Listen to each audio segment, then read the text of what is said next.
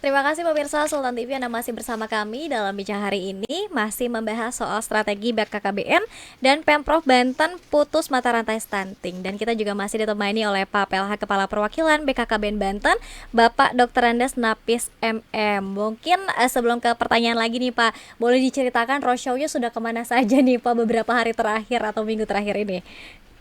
Cukup banyak ya, Cukup karena emang banyak.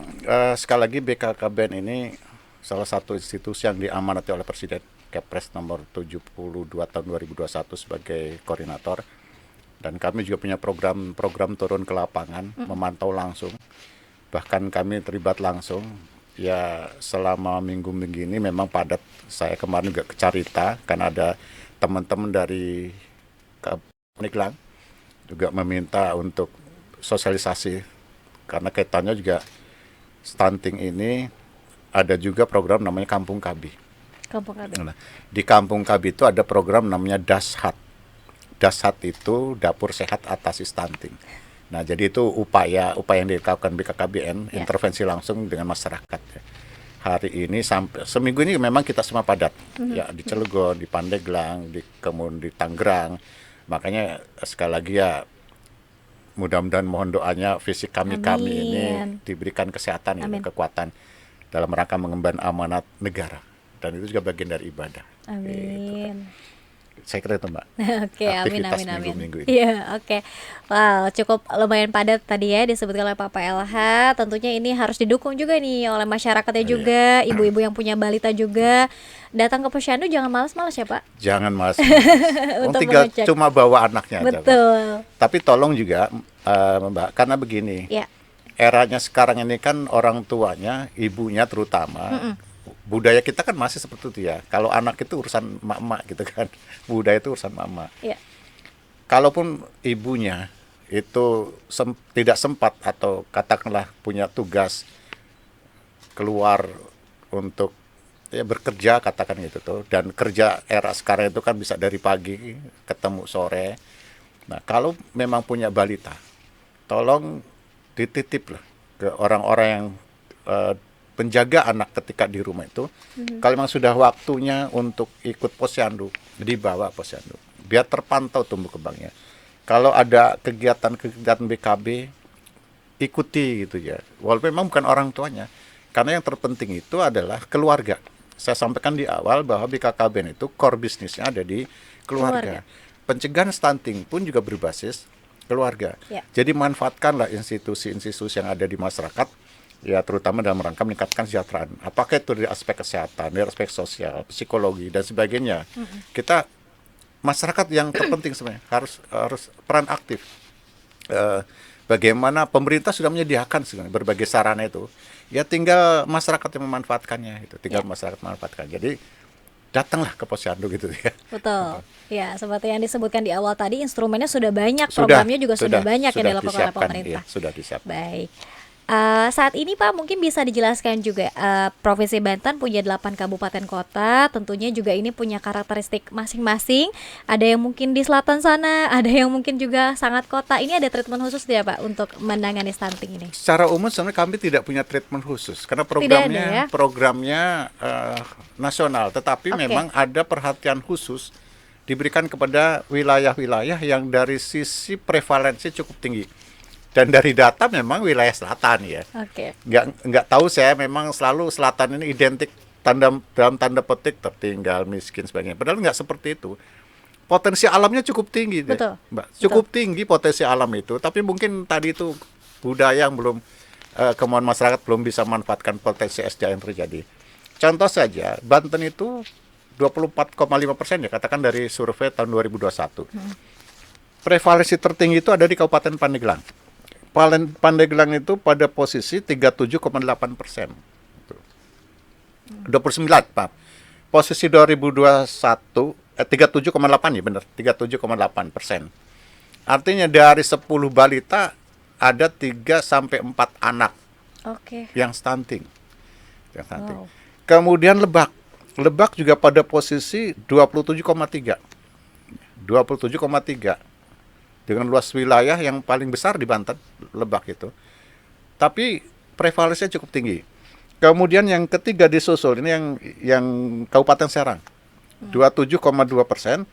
Kemudian Kota Serang yang unik nih, Kota Serang itu kan Ibu kota. ibu kota, tapi masih Ya. tinggi di Banten.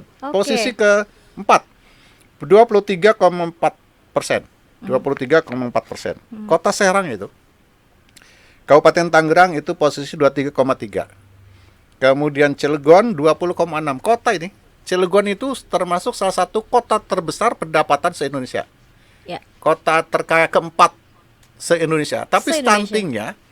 stuntingnya masih cukup tinggi. Itu pada posisi 20,6. Walaupun di tahun 2022 sekarang nih data 2022 itu terjadi penurunan di Cilegon. Cuma kemarin saya sempat bicara ketika diminta menjadi narasumber di pembinaan Kampung KB dan Ya. Dasat itu, Ya. sempat ketemu dengan wakil wali kota karena beliau kan sebagai ketua tim percepatan penurunan stunting Kota Cilegon. Data real sebenarnya kata beliau, data real di Cilegon itu setelah turun langsung ke lapangan itu cuma 3-4% Oke. balita stunting itu. Nah, itu kan kemudian juga mempertanyakan kepada kami, ini indikatornya apa? Yang namanya survei tentu saja indikator dan mekanismenya berbeda, Ya. ya. Metodologinya juga berbeda. Ya, mungkin juga ketika mengukur, karena awalnya stunting itu kan berdasarkan ukuran tinggi badan dan Ya. berat badan, physically. Nah, kemungkinan terjadi ketika penimbangan, ketika pengukuran itu kemampuan orang membaca angka juga, ya kan gitu. Atau alat ukurnya juga yang digunakan mungkin sudah tidak kelihatan lagi karena Oke. meterannya sudah, timbangannya mungkin sudah seperti apa. Kadang kan timbangan elektronik yang digunakan juga mungkin error atau apa. Maka terjadilah kemudian angka-angka yang cukup besar. Dan pemerintah, sebenarnya Presiden Jokowi itu ketika Harganas menyampaikan bahwa seluruh puskesmas yang ada di Indonesia itu akan dibelikan alat timbang dan alat ukur. Artinya biar akurat gitu tuh ya. Ya. Akurat. Kan 0, sekian saja kemudian orang dikategorikan stunting. Padahal dalam istilah fisika itu ada yang namanya kesalahan paralak. Oke. Kalau melihat dari sisi kanan kan mungkin ukuran agak ke kiri. Kalau dari lihat ke kiri mungkin ukuran agak ke kanan. Wow. Nah, itulah yang dimaksud dengan kemampuan kita melihat, mata kita juga akan berpengaruh. Nah, sekarang untuk mengurangi kesalahan pengukuran itu maka pemerintah membuat kebijakan seluruh puskesmas itu diadakan alat timbang, diadakan alat ukur. Jadi sekali lagi kita tidak menjamin bahwa wilayah tertinggal, katakan maaf bukan tertinggal ya, ya selatan lah, katakan wilayah selatan itu masih tinggi stuntingnya. Apakah ada treatment khusus? Kita nggak membedakan sebenarnya. Walaupun Oke. betul dalam prakteknya kemudian kita banyak juga turun ke wilayah-wilayah itu. Bahkan kami menggandeng perguruan tinggi, itu, kalau tidak salah 5 perguruan tinggi dari UIN Serang, Untirta, itu juga menjadi asisten untuk membantu bagaimana proses perjalanan pencegahan stunting ini bisa berjalan, terutama di wilayah Lebak, wilayah Pandeglang, Kabupaten Serang, kemudian Kota Serang, Ya. dan Cilegon. Yang kecil itu berada di wilayah Kabupaten Tangerang, Kota Tangerang. Kota Tangerang. Cuman 15,3. Tangsel itu tadinya cukup tinggi, Mbak. Tangsel itu 19,9.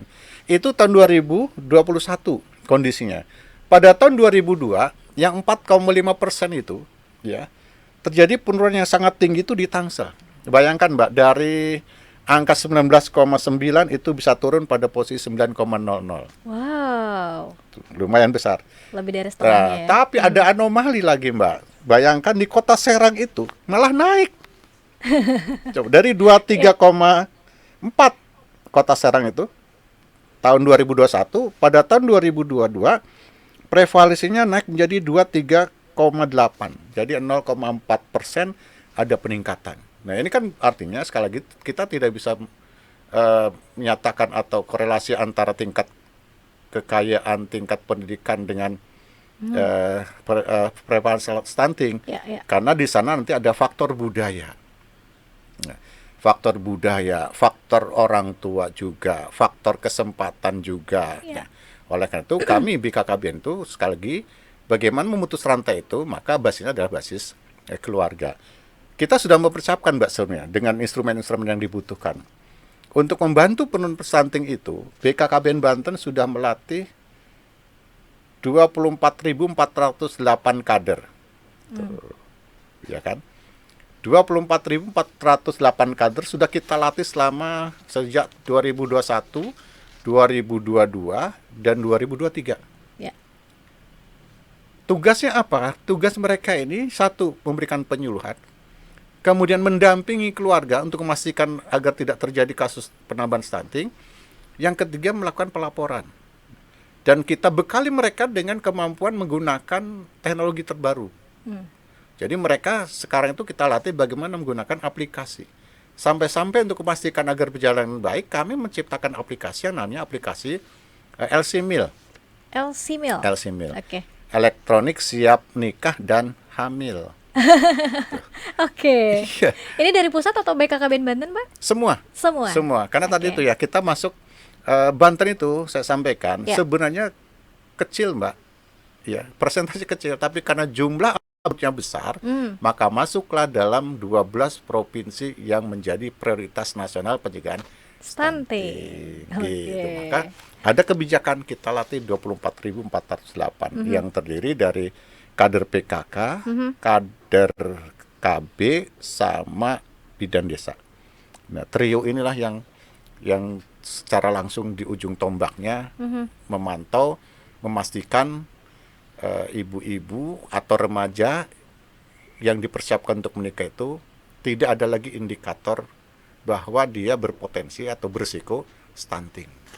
Jadi cukup banyak, Mbak, kita Ya. latih. Oke, wah luar biasa sekali ya. Ini kerja-kerja nyata dan juga kerja keras terus ya, Iya. bersama dengan stakeholder terkait.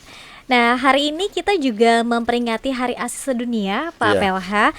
Bagaimana mungkin dari BKKBN sendiri, karena memang tadi disebutkan core-nya adalah core keluarga. Iya. Ini seperti apa himbauan kepada para ibu nih untuk memberikan ASI eksklusif? Ini menjadi salah satu indikator juga untuk memutus mata rantai stunting juga ya, Pak ya. Betul. Terlebih mungkin Betul. para ibu yang bekerja tadi Iya. budayanya. Silakan, Pak.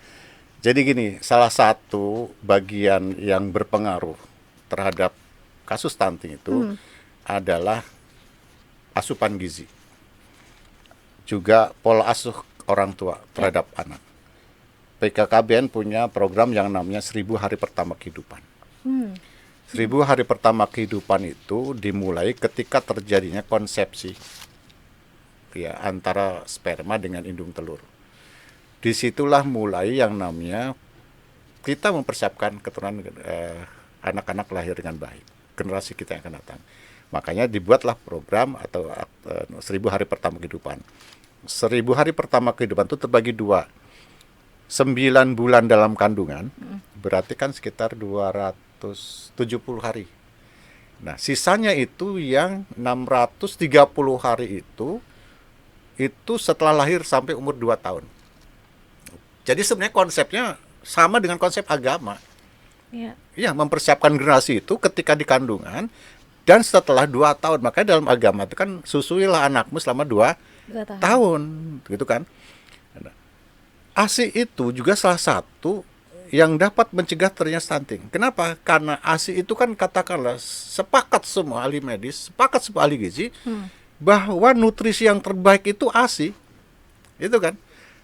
Nutrisi terbaik bagi anak itu ASI. Gitu kan udah diciptakan Allah dari sananya ya. Ya.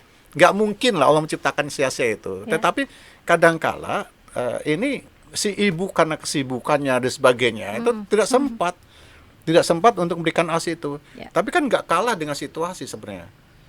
Kan sekarang punya atau ada yang namanya apa sih, pumping apa gitu ya, saya nggak tahu karena saya belum pernah tuh. Istri saya juga udah galak. Tapi ada Ya. bagi ibu-ibu keluarga yang bekerja selama di kantor, selama di tempat kerja, kan bisa memompa air susunya, kemudian disimpan. Makanya dulu ada program itu, setiap instansi di rumah sakit atau di perkantoran ataupun di perusahaan, Ya. kami sudah mengadvokasi agar disediakan ruang ASI, ruang laktasi. Oke. Jadi mereka diberikan kesempatan kalau mau memeras air susunya itu disimpan, kemudian nanti pulang itu disampaikan.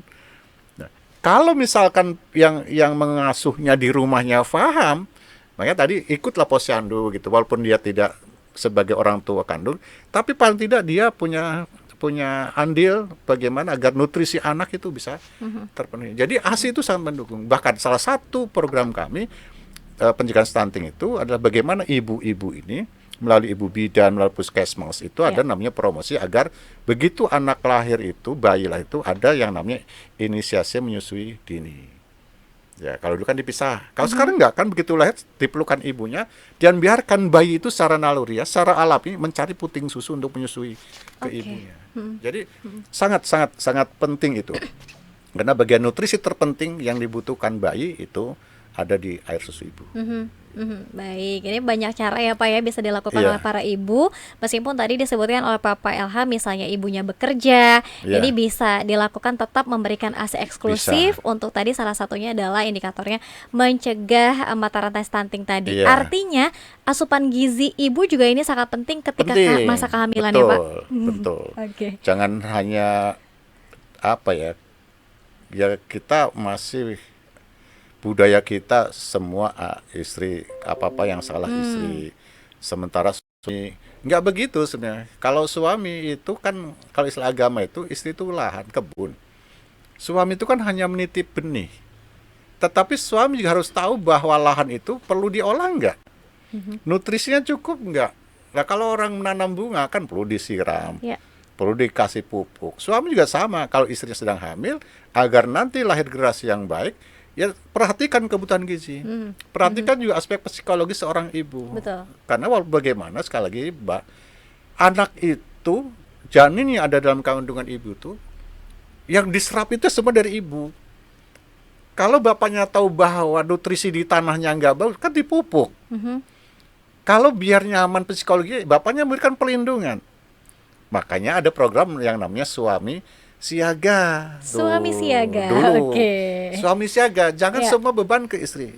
Suami juga ikut bertanggung jawab ya, ikut bertanggung jawab agar istri juga dapat menjalankan tugas fungsinya sebagai orang tua, menyusui anak, mendidik anak. Kalau betul itu memang istri, dan sekarang kan sudah terjadi pergeseran karena istri sudah banyak aktivitas di luar rumah. Tetapi tetap saya pikir sebagai orang tua punya kewajiban dan punya tanggung jawab bagaimana menciptakan generasi-generasi yang akan datang. Ya, baik. Sekali lagi kerjasama tadi yang disebutkan oleh BKKBN juga ini sangat penting antara kerjasama Iya. pasangan ya ayah dan ibu. Iya. Ini sangat penting untuk melahirkan generasi cerdas tanpa stunting tadi. Iya. Baik, Pak PLH, kita masih ada satu segmen terakhir. Kita akan nanti mencoba melihat beberapa pertanyaan yang sudah bergabung di streaming Sultan TV. Tetap bersama kami dalam Bincang Hari ini.